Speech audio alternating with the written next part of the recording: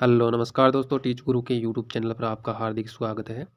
तो BPSC TRE से related कुछ नई अपडेट है एंड कुछ और भी नई खबरें हैं जो मैं अभी इसी वीडियो के माध्यम से आपको बताने वाला हूं। तो वीडियो को अंत तक देखिएगा एंड चैनल पर अगर पहली बार है तो पहले चैनल को सब्सक्राइब कर लीजिए ताकि जो भी नई अपडेट आने वाली वो आपको सबसे पहले मिल सके। तो चलिए दोस्तों, क्या है अपडेट वो देख लेते हैं कि नए शिक्षक भी जांचेंगे उत्तर पुस्तिका। तो माध्यमिक शिक्षा निदेशक ने बिहार विद्यालय परीक्षा समिति के सचिव को पत्र लिखा है कि नए शिक्षक भी जांचेंगे उत्तर पुस्तिका एंड 1,02,000 शिक्षकों ने योगदान किया है पहले चरण में एंड 36,000 शिक्षकों का प्रशिक्षण यानी 36,000 शिक्षकों का प्रशिक्षण पूरा हो गया है दूसरे चरण का और 23 फरवरी तक मैट्रिक्स की वार्षिक परीक्षा का आयोजन होगा। तो राज्य के माध्यमिक और उच्च माध्यमिक स्कूलों में नियुक्त नए शिक्षक भी मैट्रिक इंटर की परीक्षा की कॉपियों की जांच करेंगे एंड मूल्यांकन के लिए परीक्षक के तौर पर नियुक्ति के लिए शिक्षक के निर्धारित शैक्षणिक कार्यानुभव की 1.5 वर्ष समय सीमा की बाध्यता को शिथिल यानी बढ़ा कर दिया गया है एंड बीपीएससी से नियुक्त शिक्षक भी इस साल परीक्षक बन सकेंगे। इस बाबत शिक्षा विभाग के माध्यमिक शिक्षा निदेशक कन्हैया प्रसाद ने बिहार बोर्ड के सचिव को पत्र लिखा है। पहले चरण में चयनित 1,02,000 शिक्षकों ने योगदान किया है। दूसरे चरण और पहले चरण के पूर्व रिजल्ट में सफल 76,000 शिक्षकों की काउंसलिंग हुई है जिनके स्कूल आवंटन की प्रक्रिया चल रही है एंड साथ ही साथ है इसमें आंतरिक मूल्यांकन शुरू मैट्रिक्स की परीक्षा वो 15 से स्टार्ट है एंड स्टार्ट हो चुकी है। मैट्रिक परीक्षा का आंतरिक मूल्यांकन गुरुवार से शुरू है, यह 20 जनवरी तक चलेगा। परीक्षा 15 से 23 फरवरी तक होगी। आंतरिक परीक्षा में से संबंधित जानकारी सभी स्कूलों के प्रधान को 25 जनवरी तक जिला शिक्षा कार्यालय में जमा करना होगा। बोर्ड ने कहा कि सभी प्राचार्य एडमिट कार्ड डाउनलोड कर जल्द परीक्षार्थियों को उपलब्ध कराएंगे एंड इसमें प्राचार्य का हस्ताक्षर व मुहर जरूरी है।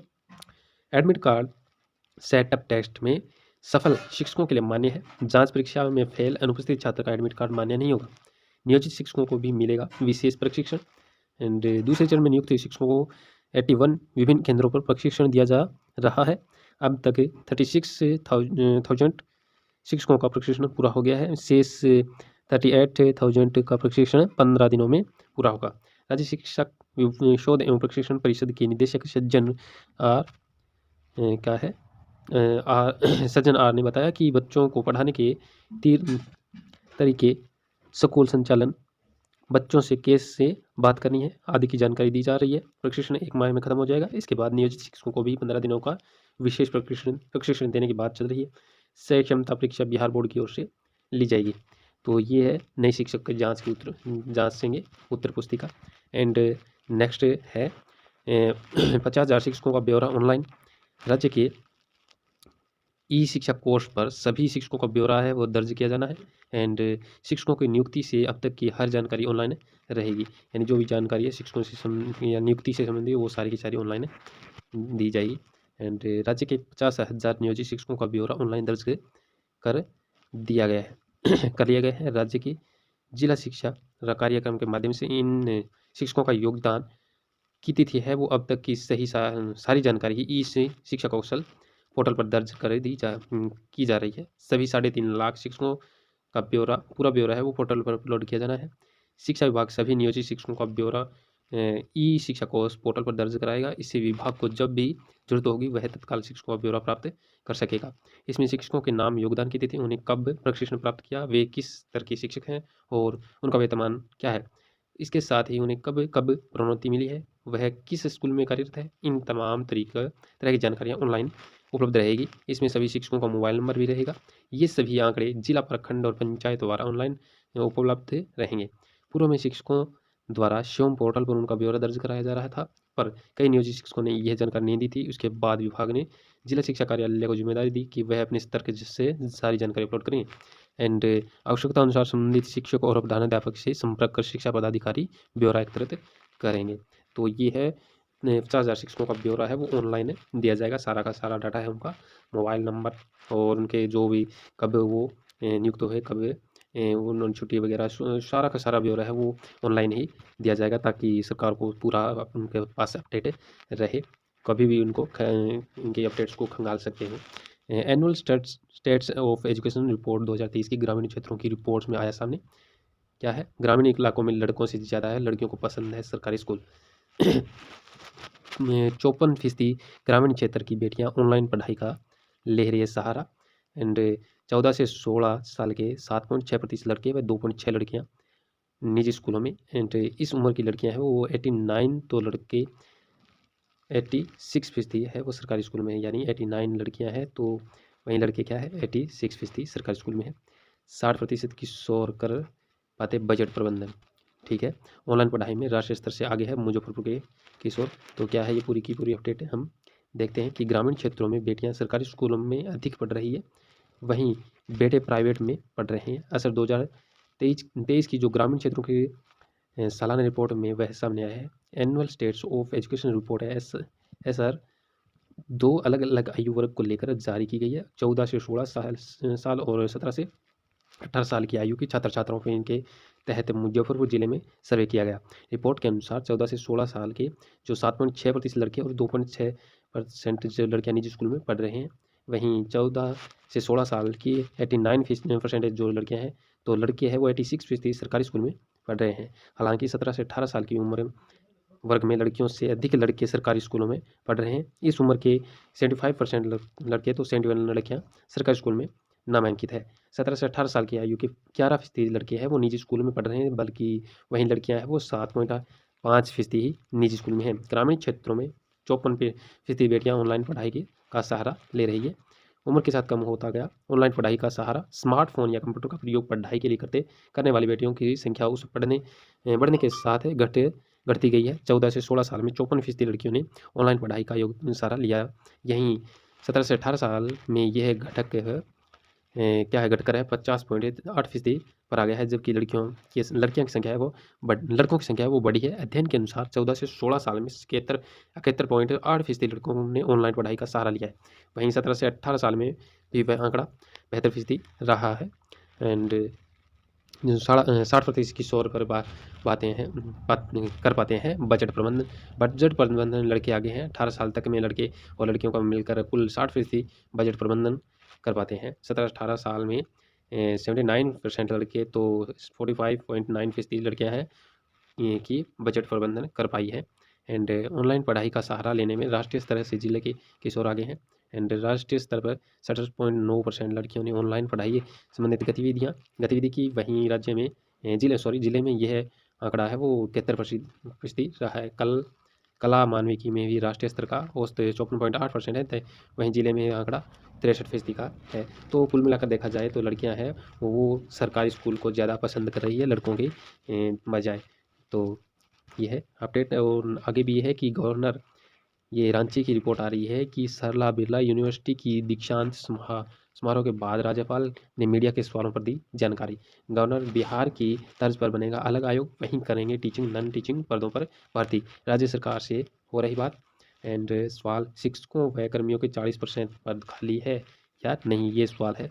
तो यही है, बोले विश्वविद्यालय में जो भी नियुक्तियां होंगी वह पूरी तरह मेरिट पर होंगी। 90% कॉलेजों में प्रिंसिपल है ही नहीं। एंड 23 साल में 2 बार शिक्षक नियुक्तियां, 4 विश्वविद्यालय, एक भी प्रोफेसर नहीं है। ऐसी कुछ खामियां देखने को सामने आई है। एंड नई राष्ट्रीय शिक्षा नीति के अनुसार हो रही पढ़ाई। एंड गेस्ट व नीड बेस्ड फैकल्टी को मर्ज करने की मानसा नहीं। VC ने कहा है कि गेस्ट व नीड जो बेस्ट फैकल्टी है उनको मर्ज करने की मंशा नहीं है। संत जेवियर्स कॉलेज में कल से 3 दिवसीय अंतर्राष्ट्रीय सम्मेलन गवर्नर करेंगे उद्घाटन। तो ये रांची की कुछ जो अपडेट है वो है। तो यहाँ पर एक महत्वपूर्ण रिपोर्ट सामने आई है कि सीटेट 21 जनवरी को होगा और प्रवेश पत्र है वो जारी हो चुका है। केंद्रीय माध्यमिक शिक्षा बोर्ड की ओर से आयोजित की जाने वाली केंद्रीय शिक्षक पात्रता परीक्षा यानी CTET 21 जनवरी को 2 पालियों में होगी। पहली पाली सुबह 9 बजे से होगी और परीक्षा 2.5 घंटे की होगी। गुरुवार को प्रवेश पत्र जारी कर दिया गया है। हालांकि CBSE ने सिटी स्लिप यानी परीक्षा केंद्र किस शहर में है इसे पहले ही जारी कर दिया है। एडमिट कार्ड है ऑनलाइन मोड में आधारित जो आधिकारिक वेबसाइट है, ऑफिशियल वेबसाइट CTET.nic.in पर है। परीक्षा से संबंधित निर्देश भी पहले से जारी कर दिया गया। परीक्षा केंद्र 1 घंटे पहले पहुंचना अनिवार्य है। एंड और तो आप जानते ही हैं कि क्या लेके जाना है क्या नहीं लेके जाना है। तो अच्छा सा करके आइएगा एग्ज़ाम, ताकि आगे जो TRE 3 आने वाली है उसमें भी आप उसको भी क्रैक कर सकें। एंड नेक्स्ट है कि हाई कोर्ट ने पूछा जेटेट कब ली जाएंगी, 4 सप्ताह में जवाब दें। झारखंड शिक्षक पात्रता परीक्षा जेटेट के आयोजन पर हाईकोर्ट ने सरकार से जवाब मांगा है। जस्टिस आनंद सेन की अदालत ने सरकार को 4 सप्ताह में शपथ पत्र दाखिल कर स्पष्ट तरीके से बताने को कहा है कि परीक्षा का आयोजन कब किया जाएगा। इस संबंध में प्रिया कुमारी यादव एंड अन्य ने याचिका दायर की है। याचिका में कहा गया है कि NCET की गाइडलाइन के अनुसार हर वर्ष जेटेट परीक्षा का आयोजन होना है। राज्य सरकार की शिक्षक पात्रता परीक्षा नियमावली 2019 के तहत भी कहा गया है कि प्रत्येक वर्ष जेटेट परीक्षा का आयोजन होना है। शिक्षक नियुक्ति नियमावली 2022 के अंतर्गत कक्षा 1 से 5 और 6ठी से 8वीं कक्षा के शिक्षकों की नियुक्ति के लिए अभ्यर्थियों को जेटेट पास होना जरूरी है। तो ये झारखंड रांची से संबंधित कुछ अपडेट है जो हिंदुस्तान में आप आर्टिकल देख सकते हैं। अभी एक और फैसला है कि 68,500 भर्ती में CBI जांच नहीं होगी। जो 68,500 की जो भर्ती है उसमें CBI जांच नहीं होगी। ये प्रयागराज से नई अपडेट निकल कर सामने आई है कि परिषदीय प्राथमिक स्कूलों में 68,500 सहायक अध्यापक भर्ती से बड़ा संकट टल गया है परीक्षा में। तो इसी वजह से क्या है, कुछ कैंडिडेट्स खुश भी हुए हैं। एंड यहाँ दिया है कि परीक्षा में हुई गड़बड़ी की CBI जांच की मांग को लेकर दायर याचिका को सुप्रीम कोर्ट ने पिछले दिनों खारिज कर दिया है। इसी के साथ 5 साल से नौकरी कर रहे शिक्षकों ने राहत की सांस ली है। एंड 9 जनवरी 2018 को 68,500 शिक्षक भर्ती के लिए जारी शासनादेश के आधार पर 27 मई 2018 को लिखित परीक्षा कराई गई थी। एंड 13 अगस्त 2018 को घोषित परिणाम में बड़े पैमाने पर गड़बड़ी मिली थी। 2 ऐसे अभ्यर्थियों को सफल घोषित किया गया था जो परीक्षा में शामिल ही नहीं हुए थे। तो यही नहीं, परीक्षा में फेल 23 अभ्यर्थियों को भी पास कर दिया गया था। गड़बड़ी का खुलासा होने के बाद कई अभ्यर्थियों ने हाईकोर्ट में याचिकाएं लगाई थी। एंड सुप्रीम कोर्ट ने खारिज कर दी है याचिका। एंड 5 साल से नौकरी कर रहे शिक्षकों को राहत मिली है। यानी सुप्रीम कोर्ट है उसने 2018 की जो भर्ती थी उस पर कुछ कैंडिडेट्स ने क्या है हाईकोर्ट में याचिका लगाई थी कि कुछ कैंडिडेट्स फर्जी है, कुछ फेल हुए, वो भी इसमें आ चुके हैं, बहुत बड़ी धांधली हुई है। तो फिर भी हाईकोर्ट ने है इन 68,500 जो शिक्षक लगे थे उनको क्या है वहीं पर कार्यरत होने का जो फैसला है वो दिया है। यानी इनके विरुद्ध कोई भी कार्रवाई नहीं की जाएगी। कोचिंग नेक्स्ट एक अपडेट आई है कि जो कोचिंग संस्थान हैं उनमें 16 वर्ष से केंद्रीय शिक्षा मंत्रालय ने छात्रों को दबाव से बचाने के लिए गाइडलाइन जारी की है कि कोचिंग संस्थानों में 16 वर्ष से कम उम्र के छात्रों को प्रवेश नहीं। तो ये नई दिल्ली से आया है। तो ये नया फरमान है। शिक्षा मंत्रालय ने देश भर में कोचिंग संस्थानों के लिए गाइडलाइन जारी की है। इसके तहत अब कोचिंग संस्थानों में 16 साल से कम उम्र के बच्चों को दाखिला नहीं दे सकेंगे। इसके अलावा भ्रामक वादे करना और अच्छे नंबरों की गारंटी देने पर भी पाबंदी लगा दी गई है। एंड यह गाइडलाइंस 12वीं के बाद JEE नेट क्लेट जैसी प्रवेश परीक्षा और सभी प्रतियोगी परीक्षाओं की तैयारी करने वाली कोचिंग संस्थानों के लिए बनाई गई है। गाइडलाइन का पालन न करने पर कोचिंग संस्थान पर 1 लाख रुपये तक का जुर्माना लगाया जाएगा या ज़्यादा फीस वसूलने पर कोचिंग का रजिस्ट्रेशन भी रद्द कर दिया जाएगा। तो शिक्षा मंत्रालय ने भ्रामक वादों पर भी रोक लगाई है। एंड उल्लंघन करने पर लगेगा 1 लाख रुपये का जुर्माना। ये तो देख ही लिया आपने। बीच में पढ़ाई छोड़ने पर लौटानी होगी शेष फीस। अलग अलग पाठ्यक्रम के लिए ट्यूशन फीस भी फिक्स होनी चाहिए और फीस की रसीद भी उपलब्ध कराई जानी चाहिए। अगर छात्र ने कोर्स के लिए पूरी फीस दी है और वह अवधि के बीच में कोर्स छोड़ रहा है तो छात्र को 10 दिन के भीतर जो बची हुई फीस है वो वापस लौटानी चाहिए। एंड अगर छात्र कोचिंग सेंटर के हॉस्टल में रह रहा है तो हॉस्टल फीस और मेस फीस भी वापस होनी चाहिए। कोचिंग में ग्रेजुएट से कम योग्यता वाले फैकल्टी नियुक्त नहीं होंगे। एंड कोचिंग संस्थान अभिभावकों को भ्रामक वादे, अच्छे नंबर और रैंक की गारंटी नहीं दे सकते हैं। कोचिंग 16 साल के कम उम्र छात्र को इनरोलमेंट नहीं कर सकते हैं। तो ये तो हमने देख ही लिया है। एंड वेबसाइट पर जानकारी देनी होगी। काउंसलिंग जो सिस्टम के बगैर किसी भी कोचिंग को रजिस्ट्रेशन नहीं दिया जाएगा। कोचिंग सेंटर को अपनी वेबसाइट पर फैकल्टी की योग्यता, कोर्स पूरा होने की अवधि, हॉस्टल सुविधाओं और फीस की पूरी जानकारी देनी होगी और मनोवैज्ञानिक रखने होंगे। एक अधिकारी यह सुनिश्चित करेगा कि कोचिंग सेंटर में मनोवैज्ञानिक परामर्श की सुविधा हो और मनोवैज्ञानिक और काउंसलर के नाम और उनकी उपस्थिति के समय की जानकारी भी देनी पड़ेगी। यानी सख्तता से पेश आना पड़ेगा। अगर और साथ ही साथ इन्होंने क्लास में आग लगने की घटनाओं और कोचिंग संस्थानों में सुविधाओं की कमी देखते हुए शिक्षा विभाग ने ये गाइडलाइन जारी की है। एंड सरकार ने जो रजिस्ट्रेशन का प्रस्ताव भी दिया है, यानी कोचिंग संस्थान है उनको रजिस्ट्रेशन भी करवा लेना है। इसके अलावा राज्य सरकार की यह जिम्मेदारी होगी कि सभी कोचिंग सेंटर है वो गाइडलाइंस का पालन करेंगे।